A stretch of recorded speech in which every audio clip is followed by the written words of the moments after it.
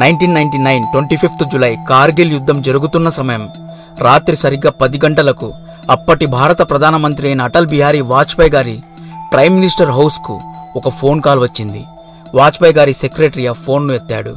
అప్పుడు కాలర్, నేను American white house నుండి మాట్లాడుతున్నాను, అర్జెంటుగా ప్రైమ్ మినిస్టర్ ఫోన్ కనెక్ట్ చేయండి అన్నాడు. వెంటనే సెక్రటరీ అటల్ గారి రూమ్ డోర్ను తట్టాడు. వాజ్పేయి గారు పడుకొని ఉన్నారు. ఆయన మైండ్ అంతటా ఎల్ఓసి బార్డర్ వద్ద జరుగుతున్న కార్గిల్ యుద్ధ సన్నివేశాలతో, సైనికుల అరుపులు, వారి త్యాగాలతో మెదులుతూ ఉంది. తలుపులు తట్టే సౌండ్ విని వాజ్పేయి గారు లేచారు. ఫోన్ గురించి తెలుసుకుని వెంటనే ఫోన్ను ఎత్తి హలో అన్నారు. కాలర్ ఫోన్ను అప్పటి అమెరికన్ రాష్ట్రపతి బిల్ క్లింటన్కు ట్రాన్స్ఫర్ చేశాడు. బిల్ క్లింటన్ గంభీరమైన స్వరంతో, హలో మిస్టర్ వాజ్పేయి, ఎలా ఉన్నారు?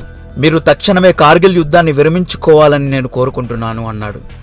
దానికి వాజ్పేయి గారు, తప్పకుండా విరమించుకుంటాం సార్, కానీ మీరు ఇదే విషయాన్ని నవాజ్ షరీఫ్ను అడిగారా? పాకిస్తాన్ తగ్గేంత వరకు మేము తగ్గము అన్నారు. దీనికి కౌంటర్గా బిల్ క్లింటన్ తన వాయిస్ని ఇంకొంచెం పెంచి, చూడండి మిస్టర్ వాజ్పేయి, మీరు యుద్ధం నుండి వెనుతిరగకపోతే పాకిస్తాన్ అణుబాంబు ప్రయోగం చేయడానికి సిద్ధంగా ఉందని ఇంటెలిజెన్స్ ద్వారా మాకు ఇన్ఫర్మేషన్ వచ్చింది అన్నాడు. వెంటనే వాజ్పేయి గారు ఒక క్షణం కూడా ఆలోచించకుండా, సార్, నేను ఇప్పుడే భారత్లోని అర్ధభాగం జనాభా చనిపోయారు అనుకుంటా, కానీ రేపటికి పాకిస్తాన్ అనే ఒక దేశం ప్రపంచ పటంలో లేకుండా చేస్తా అని పగిలిపోయే సమాధానం ఇచ్చి ఫోన్ కట్ చేశారు. వాజ్పేయి గారు అప్పుడు అంత ధైర్యంగా ఒక సూపర్ పవర్ కంట్రీకు ప్రెసిడెంట్ అనే వ్యక్తిని కూడా లెక్క చేయకుండా ముందుకు వెళ్ళడానికి కారణం 1998లో వాజ్పేయి గారి ఆధ్వర్యంలో ఇండియా తయారు చేసిన న్యూక్లియర్ వెపన్స్. ఇప్పుడు జరుగుతున్న రష్యా యుక్రెయిన్ యుద్ధంలో యుక్రెయిన్ బలహీనపడడానికి కారణం యుక్రెయిన్ వద్ద న్యూక్లియర్ వెపన్స్ లేకపోవడం. సోవియట్ యూనియన్ కూలిపోకముందు, అంటే 1991 కంటే ముందు యుక్రెయిన్ వద్ద ఎన్ని న్యూక్లియర్ వెపన్స్ ఉండేవో గెస్ చేయండి. ఇది వింటే షాక్ అవుతారు. అప్పట్లో యుక్రెయిన్ ప్రపంచంలోని న్యూక్లియర్ వెపన్స్ రేస్లో 3వ స్థానంలో ఉండేది. అప్పట్లో యుక్రెయిన్ వద్ద 1900 strategic nuclear warheads, 176 intercontinental ballistic missiles and 44 strategic bombers ఉండేవి. కానీ 1991 తర్వాత సోవియట్ యూనియన్ సమూహం నుండి విడిపోయి యుక్రెయిన్ ఇండిపెండెంట్ దేశంగా అవతరించింది. 1994లో యుక్రెయిన్ తన దగ్గరున్న అన్ని న్యూక్లియర్ వెపన్స్ను రష్యాకు ఇచ్చింది. బదులుగా ఆర్థిక సహాయం, మిలిటరీ సెక్యూరిటీ కోరింది. అప్పట్లో రష్యా, యూకే, అమెరికా ఈ 3 దేశాలు యుక్రెయిన్ సెక్యూరిటీకు గ్యారంటీ ఇచ్చాయి. కానీ ఇప్పుడు రష్యా యుక్రెయిన్ పైన దాడి చేస్తే సహాయం కోసం ఏ ఒక్క దేశం ముందుకు రాలేదు. అమెరికా, యూకే లేదా నాటో సమూహం ముందుకు రాలేదు. న్యూక్లియర్ వెపన్స్ పవర్ అలాంటిది. అప్పట్లో వాజ్పేయి గారు అణుబాంబు ప్రయోగం విజయవంతంగా చేసినప్పుడు అప్పటి ప్రతిపక్ష పార్టీలు అణుబాంబు ప్రయోగాన్ని ఖండించాయి. भारत के वैज्ञानिकों और विशेषज्ञों पर अत्यंत गर्व है, जिन्होंने हाल में अपनी क्षमता का प्रदर्शन किया है। लेकिन इसी के साथ साथ मैं ये कहना चाहती हूँ कि सच्ची शक्ति संयम में है, उसका खुलेआम प्रदर्शन और इस्तेमाल करने में नहीं. ఎవరిపైన దాడి చేయడానికి మీరు అణుబాంబు ప్రయోగం చేశారు అని మూర్ఖంగా వాదించాయి. శాంతి పాటలు పాడాయి. అదేదో న్యూక్లియర్ టెస్ట్ అంటే అంటరాని వ్యాధిలాగా చూశాయి. కానీ ఇండియాకు న్యూక్లియర్ వెపన్స్ కావాలంటే కావాలి అని పట్టుపట్టి సాధించిన వ్యక్తి వాజ్పేయి గారు. నేను ఇక్కడ ఏదో ఒక పార్టీకు కమ్ము కాయడం లేదు. పర్సనలీ వాజ్పేయి గారు అంటే నాకు ఇష్టం. నాకనే కాదు, చాలామందికి Atal Bihari Vajpayee irrespective of political party ఆయన్ను చాలామంది అడ్మైర్ చేస్తారు. రష్యా యుక్రెయిన్ను ఆక్రమించినప్పుడు సహాయానికి నాటో లేదా అమెరికా దేశాలు ముందుకు రాలేదు. యుక్రెయిన్ ప్రజలను అత్యంత బాధించిన విషయం తమ ప్రెసిడెంట్ మీడియా ముందుకు వచ్చి మాకు సహాయం చేయండి అని వేడుకోవడం. యుక్రెయిన్ ప్రజలకే కాదు, ఆ వీడియో చూసి చాలామంది బాధపడ్డారు. ఇటువంటి పరిస్థితి ఏ ఒక్క రాష్ట్రపతికి రాకూడదు అనుకున్నారు. యుక్రెయిన్ చేసిన అతి పెద్ద తప్పు తన దగ్గర ఇదివరకే ఉన్న న్యూక్లియర్ వెపన్స్ను రష్యాకు ఇవ్వడం. 1998లో అటల్ బిహారీ వాజ్పేయి గారు న్యూక్లియర్ వెపన్స్ యొక్క అవసరం గురించి చెప్పినప్పుడు చాలామందికి అర్థం కాలేదు. ఆయన విజన్ ఇప్పుడు ఇండియాను పవర్ఫుల్ న్యూక్లియర్ స్టేట్గా మార్చింది, సెల్ఫ్ రిలయంట్ను చేసింది. యుద్ధ సమయంలో దేహి అని ఎవ్వడి దగ్గర తలవంచని స్థితిలో ఉన్నాం. ఆపరేషన్ శక్తి అనే పేరుతో 1998లో పోఖ్రాన్లో జరిగిన న్యూక్లియర్ టెస్ట్కు ఎన్నో అడ్డంకులు ఎదురయ్యాయి. నిరంతరం నిఘా చేస్తున్న అమెరికన్ సిఐ ఏజెంట్లు, 24 గంటలు నిఘా పెట్టిన అమెరికన్ శాటిలైట్లు, ఏమాత్రం సహకారం అందివని ప్రతిపక్ష పార్టీలు, గుంటనక్కల్లా కాపు కాసే పాకిస్తాన్ ఐఎస్ఐ ఏజెంట్లు ఇన్ని సమస్యలను ఎదుర్కొంటూ నడిపిన మిషన్, ఆ మిషన్ పేరు ఆపరేషన్ శక్తి. ఈ వీడియోలో ఆపరేషన్ శక్తిని లాంచ్ చేసిన విధానం గురించి తెలుసుకునే ముందు నేను మీ నుండి కోరుకునేది ఒక్కటే, వీడియోకు లైక్ చేయండి, మన ఛానల్ను సబ్స్క్రైబ్ చేయండి. ప్రపంచంలో మొట్టమొదటిసారి అణుబాంబును తయారు చేసిన దేశం అమెరికా.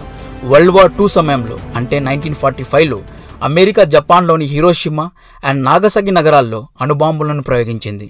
అణుబాంబు ప్రయోగం వల్ల కేవలం కొన్ని క్షణాల్లో పెద్ద పెద్ద నగరాలను నాశనం చేయొచ్చని ప్రపంచ దేశాలకు అప్పుడే తెలిసింది. కొద్ది సంవత్సరాల తర్వాత సోవియట్ యూనియన్ న్యూక్లియర్ వెపన్ టెక్నాలజీను డెవలప్ చేసుకుంది. దాని తర్వాత ఇంగ్లాండ్, ఫ్రాన్స్ కూడా న్యూక్లియర్ వెపన్స్ను డెవలప్ చేసుకున్నాయి. 1964లో చైనా న్యూక్లియర్ టెస్ట్ జరిపి న్యూక్లియర్ వెపన్ టెక్నాలజీను డెవలప్ చేసుకుంది.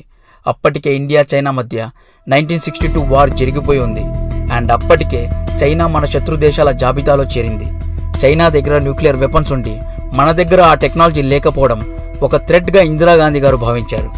ఆవిడ ఆధ్వర్యంలో మన సైంటిస్టులు 1974లో మొట్టమొదటిసారి న్యూక్లియర్ టెస్ట్ను కండక్ట్ చేశారు. అణుప్రయోగం అనేది ప్రజలు, జంతువులు నివసించే ప్రదేశాల్లో చేయకూడదు. ఖాళీగా ఉండే ప్రదేశం అయితే అణుపరీక్షలకు అనుకూలంగా ఉంటుంది అని భావించి రాజస్థాన్ రాష్ట్రంలోని థార్ ఎడారి వద్ద పోఖ్రాన్ అనే ప్రదేశంలో 18th మే 1974లో విజయవంతంగా అణుబాంబు ప్రయోగం చేశారు. ఈ ప్రయోగం యొక్క కోడ్ నేమ్ స్మైలింగ్ బుద్ధ. ఈ పరీక్ష విజయవంతంగా ముగిసిన తర్వాత అక్కడి సైంటిస్టులు ఇందిరాగాంధీ గారికి కాల్ చేసి బుద్ధుడు నవ్వాడు అని సీక్రెట్ మెసేజ్ను అందించారు. ఇండియా న్యూక్లియర్ టెక్నాలజీను డెవలప్ చేసుకుంది అని తెలుసుకున్న ప్రపంచ దేశాలు మనపైన ఆంక్షలు విధించాయి. ముఖ్యంగా అమెరికా, యూరోప్ దేశాలు ఈ చర్యను ఖండించాయి. అప్పట్లో యునైటెడ్ నేషన్స్ సెక్యూరిటీ కౌన్సిల్లోని 5 దేశాలైన America, UK, France, Soviet Union and China వద్ద మాత్రమే న్యూక్లియర్ వెపన్ టెక్నాలజీ ఉండేది. వీళ్ళ తర్వాత న్యూక్లియర్ టెక్నాలజీను డెవలప్ చేసుకుంది ఇండియానే. యూఎన్లో మెంబర్షిప్ లేకుండా న్యూక్లియర్ వెపన్ను డెవలప్ చేసిన మొట్టమొదటి దేశం ఇండియానే. ఇండియన్ గవర్నమెంట్ ప్రపంచ దేశాలతో మా దగ్గర న్యూక్లియర్ టెక్నాలజీ ఉంది, కానీ దీన్ని మేము న్యూక్లియర్ వెపన్స్ను తయారు చేయడానికి వాడము, శాంతి కోసం వాడతాము. శాంతి అంటే కేవలం ఎలక్ట్రిసిటీను ప్రొడ్యూస్ చేయడానికి వాడుతాము అని చెప్పింది. కానీ అమెరికా, యూరోప్ దేశాలు ఇండియా పైన శాంక్షన్స్ విధించాయి. ఇండియాకు ఏ విధమైన న్యూక్లియర్ టెక్నాలజీ లేదా న్యూక్లియర్ ఫ్యూల్ను అమ్మకూడదని నిర్ణయించుకున్నాయి. ఇండియాను క్రిటిసైజ్ చేశాయి. దీనివల్ల ఇండియాలో న్యూక్లియర్ టెక్నాలజీ డెవలప్మెంట్ పనులు స్లో అయ్యాయి. ఇండియా ఒక సెల్ఫ్ రిలయెంట్ న్యూక్లియర్ స్టేట్ కావాలంటే రెండవ న్యూక్లియర్ టెస్ట్ చేయాల్సిన అవసరం ఎంతగానో ఉండేది. ఎందుకంటే ఫస్ట్ చేసిన టెస్ట్ ఒక టెక్నాలజికల్ డెమాన్స్ట్రేటర్ మాత్రమే, అంటే ఒక ట్రయల్ టెస్ట్ మాత్రమే. ట్రయల్ టెస్ట్లో విజయం అయితే సాధించాం, కానీ ఈ న్యూక్లియర్ టెక్నాలజీను యుద్ధంలో ఎలా వాడాలి, దీన్ని వెపనైజ్ ఎలా చేయాలి, వెపనైజ్ అంటే ఈ న్యూక్లియర్ వెపన్స్ను మిజైల్స్లో లేదా బాంబ్స్లో ఎలా ఫిట్ చేయాలి, దీన్ని వార్ అప్లికేషన్లో ఎలా యూజ్ చేయాలో ఇంకా ఇండియా కనుక్కోలేదు. రెండవ అణు పరీక్ష పోస్ట్పోన్ అవుతూ వచ్చింది. ఇందిరాగాంధీ గారి మరణం తర్వాత రాజీవ్ గాంధీ కూడా శాంక్షన్స్ వస్తాయేమో అని భయపడి రెండవ అణు పరీక్షను ఇనిషియేట్ చేయలేదు. 1995లో పివి నరసింహారావు గారు మన సైంటిస్టులను పిలిచి పరీక్ష చేయాలని ఆదేశించారు. కానీ మన టెస్టులు యుఎస్ఏ గూఢచర్య సంస్థ అయిన CIA కంటపడ్డాయి. CIA స్పెషల్గా ఇండియన్ న్యూక్లియర్ టెస్ట్ పైన నిఘా పెట్టడానికే కొన్ని శాటిలైట్స్ను రంగంలో దింపింది. ఈ శాటిలైట్స్ పోఖ్రాన్ సైట్ పైన 24 గంటలు నిఘా ఉంచేవి. పోఖ్రాన్ వద్ద ఏ చిన్న మూమెంట్ కనబడినా అలర్ట్ అయ్యేవారు. బేసికల్గా ఇక్కడ అమెరికా ప్రాబ్లం ఏంటంటే మేము తప్ప న్యూక్లియర్ వెపన్స్ను ఎవ్వరూ తయారు చేయకూడదని. సో అమెరికా రాష్ట్రపతి బిల్ క్లింటన్ నరసింహారావుకు కాల్ చేసి మీ మనుషుల యొక్క మూమెంట్స్ పోఖ్రాన్ సైట్ వద్ద కనబడ్డాయి, అణు పరీక్ష చేయాలనే ఆలోచన ఉంటే మానుకోండి, తక్షణమే వెనుదిరగండి, లేకపోతే శాంక్షన్స్ విధిస్తామని వార్నింగ్ ఇచ్చాడు. అమెరికన్ శాంక్షన్స్ ప్రెజర్కు భయపడి నరసింహారావు వెనక్కి తగ్గారు. 1996లో ఎలక్షన్స్ వచ్చాయి. నరసింహారావు గారు ఓడిపోయారు. కొత్త ప్రధానిగా అటల్ బిహారీ వాజ్పేయి గారు రంగంలో దిగారు. అన్ఫార్చునేట్లీ 13 రోజులు మాత్రమే పీఎంగా ఉన్నారు. కానీ ఆ 13 రోజుల కాలంలోనే వాజ్పేయి గారు సైంటిస్టులను అణు పరీక్షకు సిద్ధం కావాలని ఆదేశించారు. 1998లో తిరిగి వాజ్పేయి గారు ప్రధానమంత్రి అయ్యారు. ఈయన పీఎం అయిన 2 నెలల్లోనే రెండవ పరీక్ష పట్టాలెక్కింది. ఈ ఆపరేషన్కు లీడ్గా ఏపీజే అబ్దుల్ కలాం గారు ఉండేవారు. అప్పుడు కలాం గారు DRDOకు హెడ్గా ఉండేవారు. అమెరికా శాటిలైట్స్ యొక్క నిఘా 24 గంటలు ఉండడం వల్ల టెస్టుకు సంబంధించిన పనులను రాత్రిపూట చేయాలి అని నిర్ణయించుకున్నారు. రాత్రిపూట అయితే చీకటిగా ఉంటుంది, శాటిలైట్స్ ఇమేజెస్ క్లారిటీగా ఉండవు. పోఖ్రాన్ అనేది ఒక ఎడారి ప్రాంతం కావడం వల్ల అణు పరీక్ష చేసే ఎక్విప్మెంట్స్ను దాచడం చాలా కష్టమైపోయేది. అణుబాంబును ఒక లోతైన గుంతలో ప్లేస్ చేసి టెస్ట్ చేయాలి. గుంత శాటిలైట్కు కనబడకుండా కెమోఫ్లోజ్ నెట్స్ను ఉపయోగించారు. లోతైన గుంతలను తవ్వడానికి ఇండియన్ ఆర్మీ సైనికుల యొక్క సహాయం తీసుకున్నారు. ఇక్కడ అణు పరీక్ష జరగబోతోంది అని కేవలం మెయిన్ సైంటిస్టులకు, మెయిన్ ఆఫీసర్స్కు మాత్రమే తెలుసు. ఎంతో గోప్యంగా ఈ ఆపరేషన్ను జరిపారు. పాకిస్తాన్ ఐఎస్ఐ ఏజెంట్స్కు డౌట్ రాకుండా పోఖ్రాన్ సైట్కు పక్కనే క్రికెట్ స్టేడియం సెటప్ చేసి ఇండియన్ ఆర్మీ యూనిట్స్ మధ్య క్రికెట్ టోర్నమెంట్స్ నడిపారు. దీనివల్ల అందరిలో ఒక డైవర్షన్ క్రియేట్ అయింది. సైనికులందరూ క్రికెట్ ఆడే సమయంలో సైలెంట్గా 5 లేదా 6 మంది సైనికులు మాత్రమే పోఖ్రాన్లో అణుపరీక్షకు కావాల్సిన పనులు చూసుకునేవారు. ముంబై, హైదరాబాద్ నుండి వచ్చే సైంటిస్టులు గుంపులుగా వచ్చేవారు కాదు, సపరేట్గా వచ్చేవారు. వీరు ఫ్లైట్ టికెట్స్ కూడా వేరువేరు పేర్లతో బుక్ చేసుకునేవారు. ఈ ఆపరేషన్లో కలాం గారి code name major general Prithviraj. ఇలా ఐఎస్ఐ, సిఐఏ ఏజెంట్స్ కళ్ళు కప్పి ఎంతో గోప్యంగా అణుపరీక్ష యొక్క పనులు జరిగాయి. సైంటిస్టులు అందరిలాగా ఆర్మీ యూనిఫామ్ వేసుకునేవారు. 11th మే 1998 సరిగ్గా 3:30 మొదలుపెట్టి ఇండియా విజయవంతంగా వరుసగా 3 అణుబాంబు పరీక్షలను టెస్ట్ చేసింది. శక్తి 1 ఇది 45,000 టన్నుల థర్మోన్యూక్లియర్ వెపన్, చాలా పవర్ఫుల్ వెపన్. కొద్ది దేశాలతో మాత్రమే ఈ టెక్నాలజీ ఉంది. Shakti 2 and Shakti 3 mid and small nuclear టెస్ట్ను విజయవంతంగా నిర్వహించింది. 11th మే 1998 రాత్రి అటల్ బిహారీ వాజ్పేయి గారు చారిత్రాత్మకమైన ప్రెస్ మీట్ పెట్టి ప్రపంచ దేశాలకు మేము అణుపరీక్ష విజయవంతంగా నిర్వహించాం, ఇప్పుడు మా దగ్గర న్యూక్లియర్ వెపన్స్ ఉన్నాయి అని గర్వంగా చెప్పారు. Today at 15:45 hours, India conducted 3 underground nuclear tests in the Pokhran range. భారత ప్రజలు సంబరాలు జరుపుకున్నారు. తిరిగి 13th మే రోజు కూడా అణుపరీక్షలు జరిగాయి. ప్రతిపక్ష పార్టీలు శాంతి పాఠాలు పడాయి.